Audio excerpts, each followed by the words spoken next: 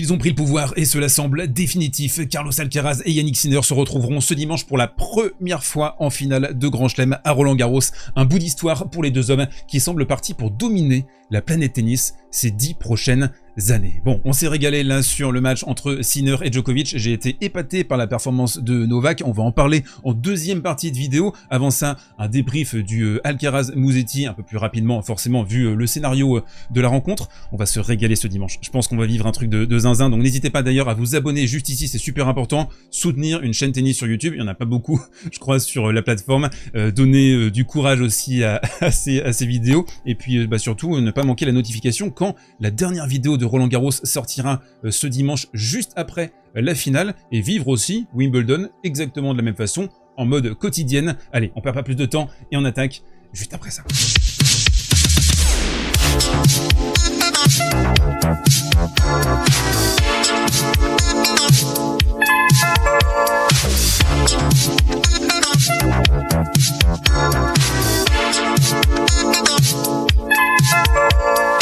Allez, on attaque avec la première demi-finale entre Carlitos Alcaraz et Lorenzo Musetti. Un match qui a fait plouf, malheureusement, à 2-0 dans la quatrième manche. Lorenzo Musetti qui a abandonné un problème au niveau de la cuisse gauche. Avant ça, on a eu 2 premiers sets d'une densité, un combat féroce entre les deux hommes. Lorenzo Musetti qui jouait son prime et à contrario Carlos Alcaraz qui a manqué d'exécution. Il y avait un déficit en termes de conversion. Ici par exemple, il s'octroie une position gagnante et son coup droit va exploser dans le filet. En face, ça a été une masterclass de Musetti sur les 2 premières manches avec une capacité à transitionner, une magnifique main défensive, les chops, les slices et aussi toujours ses coups très justes. On sent qu'il a un logiciel défensif dans sa tête extrêmement précis.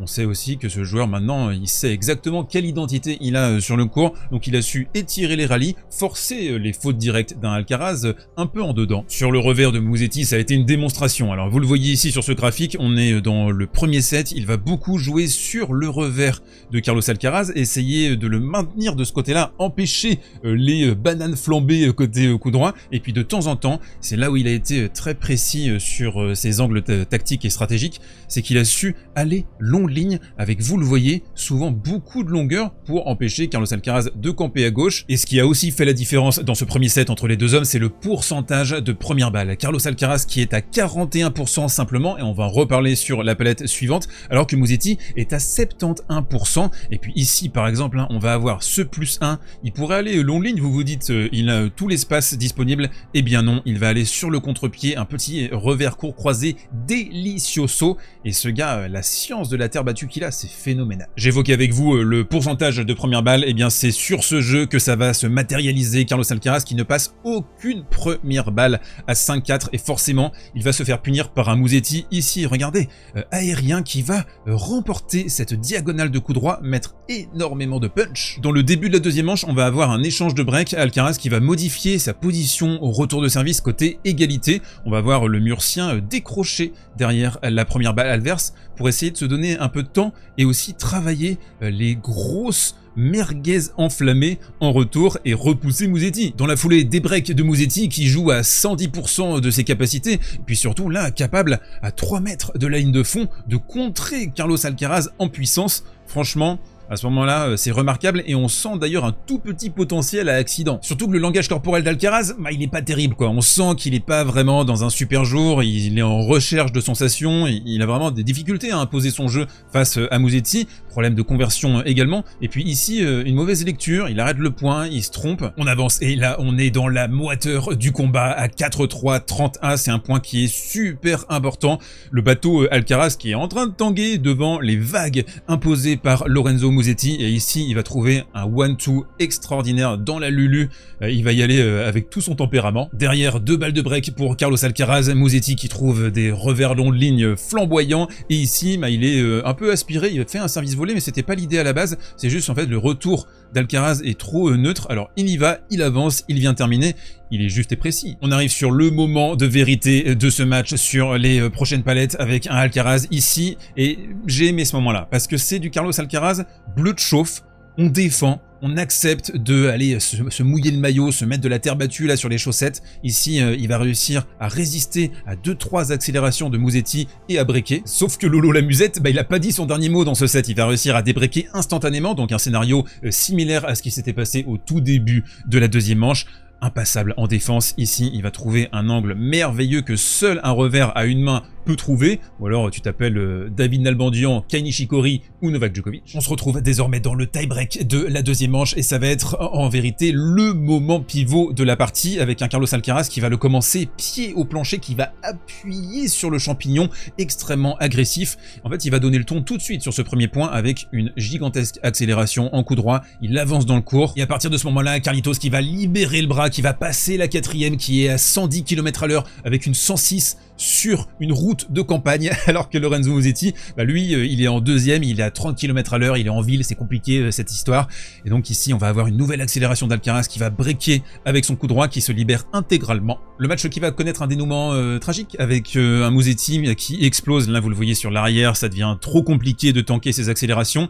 Et il va même se blesser. C'est la cuisse gauche qui va couiner cette fois-ci, c'était la cuisse droite qui avait eu des difficultés sur son match à Monte Carlo face à Carlos Alcaraz. Il a beaucoup enchaîné évidemment en préparation, mais je pense aussi que ce match-up contre Carlos Alcaraz, ça exige de lui tellement au niveau physique qu'il a fini par exploser. On rappelle, il aura une finale au Queens à défendre, une demi-finale aussi à Wimbledon sur gazon, donc il y a de très très gros points pour Lolo la musette sur ces prochaines semaines. Allez, on enchaîne avec le Sinner versus Djokovic, le morceau de bravoure de Novak, mais également le fait que il affronte désormais sa version double, sa version 2.0. Alors pas sur tous les aspects bien sûr. À l'instant T, Novak Djokovic, c'est un joueur qui à mon sens est plus complet que Sinner, mais par contre Sinner sur la baseline, sur la cadence, sur l'asphyxie, il est nettement au-dessus de Novak Djokovic sur ce pan de sa carrière. Il y a aussi 15 ans d'écart entre les deux hommes, et ça s'est reflété sur cette demi-finale. Alors on a commencé la partie avec le plan qu'on avait en tête pour Novak Djokovic, c'est-à-dire la déviation, le contournement du rapport frontal de la baseline. On l'a vu par exemple ici dans cette séquence, utiliser le service kické dans un premier temps, repousser Sinner et puis tenter la petite amortie dans le contre-pied, même si d'entrée en réalité Sinner va réussir le break en stabilisant merveilleusement bien les tentatives d'accélération de Novak Djokovic sur les premiers coups de raquette. Ici il y a un soupçon de réussite sur ce retour qui vient accrocher la ligne, et dès le premier set on a aussi compris, et je pense que Novak a été le premier à le comprendre, que en face c'était pas Sacha Zverev, c'était Yannick Sinner, c'est-à-dire qu'on avait un Italien campé sur la baseline à la moindre balle courte, à la moindre opportunité, il était là prêt à sanctionner, que ce soit dans le contre-pied ou dans le côté ouvert, alors qu'on avait un Sacha Zverev sur le quart de finale qui était à 3-4 mètres de la ligne de fond à envoyer des ronds, et forcément ça c'était une temporalité qui était plus simple à gérer pour Novak. Cette volonté de coller impérativement à la ligne, vous la retrouvez précisément dans ce graphique juste ici, avec Sinner qui est dans une position environ 1 mètre un peu plus avancée que celle de Novak. On le savait avant d'arriver sur ce match aussi, Djokovic ne s'était pas procuré la moindre balle de break depuis la Coupe Davis 2023 sur le service de Yannick Sinner, et justement dans le premier set, on a vu à quel point Novak a des difficultés à lire, à interpréter son service, alors qu'on parle de Novak Djokovic, l'un des 3 meilleurs relanceurs de tous les temps avec Connors et avec Agassi. Ici, magnifique service au corps. En fait, Sinner n'a perdu que 3 points derrière son service lors de la première manche. Je vous parlais de la tentative de déviation initiale de Novak Djokovic sur la première palette, et en fait dès la fin du premier set il s'est rendu compte que ça allait pas fonctionner cette histoire. Là par exemple on a une moonball, ensuite une amortie pour attirer Sinner au filet, et en fait le truc c'est que Sinner il s'attendait complètement à ce schéma, et à partir de ce moment là Novak va beaucoup moins l'utiliser. Et si vous avez regardé le match, vous avez je pense ressenti la même chose que moi, c'est-à-dire que sur de très larges portions de cette demi-finale on a senti que Sinner c'était Novak Djokovic en mieux, en plus fort, en plus puissant à ce stade de sa carrière. Et en fait, Sinner, il a infligé ce que Novak infligeait à ses adversaires en 2011. C'était typiquement ça. Ici, vous le voyez par exemple, on a un Djokovic qui va tenter une amortie, mais c'est une forme d'impuissance parce qu'il n'arrive pas à le déborder. Après s'être octroyé une balle de break dans le jeu précédent, Sinner qui va être mené 0-30, et je trouve ici que Djokovic il a un petit peu cligné des yeux, il fait 2 grosses fautes, et puis dans cette position, Sinner qui va lever la tête et qui va voir la position justement au retour de Novak Djokovic qui est reculé et qui couvre pas exactement, vous voyez le côté extérieur, et forcément direct Sinner s'engouffre et sert slicé. Sur le jeu suivant, c'est l'Italien qui va faire la différence avec un Taste Your Own Medicine. Il va prendre Djokovic à son propre jeu sur cette petite amortie. Alors elle n'est pas forcément bien touchée, mais vous voyez la position de Novak qui a été travaillée au corps et repoussé. Il est trop loin, bien sûr, pour pouvoir remettre cette balle. Mais Novak est un animal très difficile à faire abdiquer quand il est motivé. Quand nous sommes sur le format en Grand Chelem, il a franchement vendu très chèrement sa peau, je trouve. Déjà à la fin du deuxième set où il va commencer à lâcher les coups droits, lâcher les missiles pour revenir et débreaker sur Sinner. Et alors que Novak a pris le momentum, alors que je pense que face à 98% des autres joueurs, il aurait remporté ce deuxième set et le gars en face se serait certainement effondré, eh bien c'est pas du tout ce qui s'est passé pour Sinner, qui a réussi à briser instantanément ce momentum, à reprendre le lead de la partie et à rebreaker alors qu'il est mené 40-15. Deux manipulations pour Novak Djokovic à partir de cet instant, à 6-5 et également à la fin du deuxième set. Alors c'était au niveau de la cuisse, ici un peu plus précisément quand même au niveau du psoas. Ça a duré quelques minutes cette histoire. Le troisième set va être un gigantesque combat de boxe entre le vieux boxeur légendaire de 38 ans qui anticipe bien, qui lit les trajectoires, qui tente des choses un petit peu différentes, et le jeune loup incarné par Jannik Sinner. Il va y avoir une balle de break ici dans cette position, sauvée par un service qui va accrocher la ligne de la part de Sinner, et Novak qui se manque. Ça va d'un côté à un autre sur le début de cette troisième manche, avec deux balles de break ici pour Jannik Sinner, sauvé par un service gagnant d'abord de la part de Djokovic, et ici surtout une deuxième balle. Et ce qui va être foudroyant à cet instant, c'est qu'il va mettre tout ce qu'il a sur ce premier coup droit pour prendre l'initiative, et ensuite il va réussir à ne pas la lâcher jusqu'à la fin du point. On avance, on est à la fin de la troisième manche, et Djokovic qui va encore produire l'effort, qui va se battre inlassablement pour essayer d'aller accrocher un quatrième set. Ce gars, c'est un crocodile, il est vraiment tellement difficile à battre sur ce format, et c'est pour ça aussi que Sinner le battre en 3, c'est une performance qui est remarquable. Donc 3 balles de 7 dans ce jeu, précisément Sinner qui va être monstrueux de sang-froid. À cet instant, il va y avoir un service gagnant, un coup droit ici sur seconde, il va directement s'engager, et il y aura un petit regret pour Novak sur la troisième balle de 7 parce que c'est un coup qui est dans ses cordes et il va un petit peu se précipiter sur son plus 1. Sinner qui va donc reprendre la main, sauver ce jeu, c'est un sauvetage qui est extraordinaire. On se retrouve à 5 partout et on voit Sinner encore létal dans ses transitions, ses facultés à défendre et à se repositionner. Et ça, c'est du prime Djokovic, quoi. C'est du Djokovic 2011, 2015... Et je trouve que les trajectoires d'ailleurs entre Sinner et Djokovic sont très proches sur plein d'aspects. On se retrouve dans le tie-break de la troisième manche, c'est l'instant crucial, c'est aussi l'instant du Djoko Smash, alors qu'il avait repris l'ascendant dans cet échange. Le coup typique, the infamous coup de Djokovic, malheureux ici dans cette position, c'est immanquable, mais en même temps, c'est Novak Djokovic, c'est les smash qui sont toujours un petit peu compliqués. Derrière, les choses vont glisser entre les mains de Djokovic, qui depuis le début de la saison, c'est assez fou, il a gagné 7 tie-breaks, il en a perdu 8, il est en négatif, il est en ratio négatif sur un truc à la base, tu penses tie-break, tu penses Novak Djokovic, quoi, instantanément, le mec c'est le roi sur ce truc-là. Eh bien non, le match qui s'est terminé par un joli câlin à la fin au filet entre les deux hommes. Djokovic qui a l'air d'avoir quand même trouvé son maître en la personne de Jannik Sinner, ça devient tellement difficile pour lui de battre ce joueur qui est, je le disais, quasiment son double sur certains aspects du jeu. Je doute du fait que Novak arrive à rebattre ce joueur d'ici la fin de la carrière, je serais assez surpris, mais quand même, on a revu un très bon Novak qui est super concentré, avec vraiment un bon niveau de jeu sur le tournoi. Là, il a été ultra bagarreur, ultra courageux, et je pense vraiment qu'il y aura un espace à Wimbledon pour faire quelque chose de joli. C'est l'heure de la finale de Roland Garros ce dimanche à 15 h entre Carlos Alcaraz et Jannik Sinner. Cette séquence est sponsorisée par les Winamax de Winamax. J'en perds mes mots. Vous avez jusqu'à 100 € en cash de rembourser pour tout premier pari sur le site. Offre exclusivement réservée aux adultes consentants. Et vous avez aussi mon code SV10 pour vous rajouter 10 € supplémentaires. Donc la finale de Roland Garros opposera Jannik Sinner face à Carlos Alcaraz. Finale de rêve. Et vous voyez, Sinner sera légèrement outsider. C'est quasiment un flip.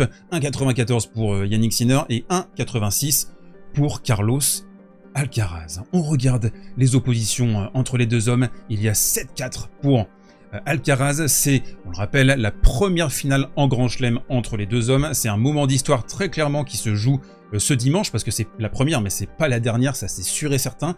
Les deux joueurs qui sont partis pour dominer, on le sait, le tennis sur les 10 prochaines années. Et donc j'ai décidé de vous résumer ce match en 3 clés de compréhension pour bien anticiper ce qui va se passer. La première clé pour moi, c'est le physique et la tension. Alcaraz qui a déjà été testé en profondeur sur ce tournoi, contre Dzumur, contre Shelton, il a été ballotté sur les 2 premiers sets contre Musetti, on en a parlé en vidéo, mais ça reste quand même le maître sur le format en 3-7 gagnants parce que ça lisse ses défauts et ça valorise ses qualités. Ça c'est pareil, on en avait parlé en preview du tournoi si vous n'avez pas vu la vidéo encore. Depuis le début du tournoi, je trouve qu'il a alterné le génial contre Paul et le moins bon parfois. Et c'est un peu l'habitude, hein, ça, de Carlos Alcaraz, très sinusoïdal son niveau, mais quand même il va réussir à chercher les fins de set, il est toujours très courageux, on l'a vu encore sur le deuxième set face à Lorenzo Musetti. La question du coup au niveau physique c'est comment est-ce que réagirait Sinner face à un combat qui durerait plus de 4 heures? Parce qu'on rappelle, Sinner n'a jamais remporté un match au-delà de 4 heures dans sa carrière. Mais il faut réussir à l'amener dans un truc pareil. Il faut réussir à étendre le combat. Et puis, bah, mine de rien, il arrive avec quand même assez peu de référents, même s'il fait une finale à Rome, il fait là, donc du coup, une finale à Roland-Garros, il a accumulé des kilomètres au compteur, mais il n'a pas l'élan que peut avoir Carlos Alcaraz, qui a fait une vraie prépa complète sur terre battue. L'année dernière, la demi-finale avait été marquée, vous vous souvenez, par des crampes des deux côtés. C'était un match un petit peu particulier, là, cette demi-finale à Roland-Garros l'année dernière. Alors j'ai regardé la météo pour ce dimanche, on sera aux alentours de 17-18 degrés, peut-être un tout petit peu de pluie vers 15-16 heures, ça a encore le temps de changer. Donc est-ce qu'il va y avoir le toit? Je pense pas. S'il y a un toit, à mon avis, ça avantagerait Sinner, donc ça c'est pareil, faudra regarder la situation. Mais dans tous les cas, le format en best of 5, avantage Alcaraz, parce qu'il n'y a pas de panique pour lui, le temps jouerait pour lui dans un scénario assez long. La deuxième clé de compréhension, c'est l'emprise. On sort d'un 4-0 pour Carlos Alcaraz, c'est vraiment pas anodin de mettre 4-0 face au patron du circuit actuellement. On a sur terre battue aussi des schémas qui fonctionnent très très bien pour Carlitos, le service kické côté avantage, qui fait très très mal, qui lui permet d'obtenir une balle courte. On sait aussi que Sinner a modifié sa position au retour de service derrière la première, ça c'est pareil, on en a parlé pendant la quinzaine. Le match-up, je pense que ça va être comme à Rome, on le sait, ce sont deux joueurs qui se poussent à la rupture, qui se poussent à la limite, et du coup, il y a beaucoup de fautes non provoquées, mais qui sont considérées comme des fautes provoquées, donc du coup, quand on regarde ensuite les stats, on se dit, oh là là, 50 fautes directes, mais en fait non, ce sont des fautes qui sont provoquées. L'avantage de la surface, bien sûr, il est pour Carlos Alcaraz, qui est un meilleur joueur sur terre battue, sur le papier que Yannick Sinner, meilleure compréhension de la surface, meilleur physique aussi. Donc là aussi, je mets un léger avantage à Carlos Alcaraz. Et la troisième clé de compréhension, c'est le niveau max versus la stabilité. C'est toujours un peu le même enjeu entre les deux. La question, c'est combien de temps Alcaraz est-il capable de produire son niveau max et à quel moment du set? La certitude pour moi, c'est qu'il dispose des clés de ce match-up. C'est lui qui dicte, c'est lui qui veut, c'est lui qui dessine, s'il est capable d'imprimer ce niveau max pendant suffisamment longtemps. C'est vraiment, vraiment la clé. Sinner, qui lui est toujours là, toujours présent, toujours à mettre une densité, un niveau plancher extraordinaire, et il a aussi cette faculté à extraire le meilleur de l'intensité de Carlos Alcaraz. C'est ça qui est beau dans cette opposition, et j'ai vraiment du mal à imaginer un Carlos Alcaraz pas concentré, donc pour moi, on se termine là-dessus. Mon rapport de force sur cette opposition, c'est Alcaraz favori, 53-47. Donne-moi ton favori dans les commentaires et on se retrouve ce dimanche juste après la finale pour un dernier digest de ce Roland-Garros 2025. Et bah, je vais vous laisser, hein. N'hésitez pas à mettre un pouce si vous avez aimé cette vidéo. C'est ce qui s'appelle mouiller le maillot.